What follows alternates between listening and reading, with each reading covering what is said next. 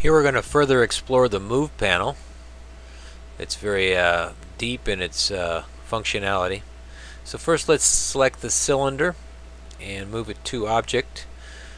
We can move it to the teacher. This is the teacher of the world, so we can select that just as its own object, or we can select it in the quick pick and it's called teacher. So if we do that, we see the cylinder snap to the pose of the teacher.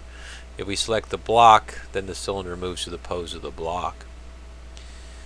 And this is the world, the reference frame of the world, which corresponds to this icon, this world icon in the quick pick. So if we click on that, we're really moving that object to the world.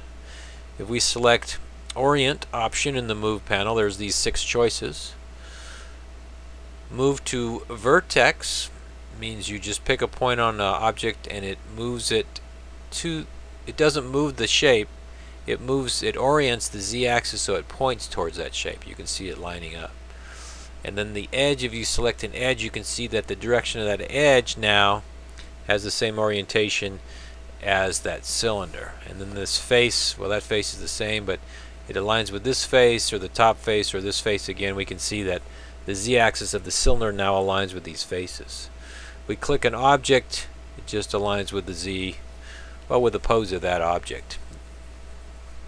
And then bisect faces, we could select 2 faces on the block and it'll bisect those and align that shape with those. Remember, this is just orienting, it's not moving the cylinder. We can also use edges. We choose 2 edges and it bisects those 2 edges. That's very useful when creating fixtures of certain types. If we select to circle center, it instructs us to pick 3 points. Well, we don't have a circle here, but we can click an imaginary circle. We'll just zoom in on this block and we'll click 3 vertices of the block. So there's one, and there's another, and there, and then we'll see that that created a circle, and it figured it computed the center of the circle and moved the cylinder to there. Another thing we can do is move to coordinates, where if we click another panel, we bring up X, Y, Z, and then rotations around X, Y, Z, roll pitch yaw, and we can apply it. Let's move Y to -50 just so it moves away from this a little bit. There, we can see that move also.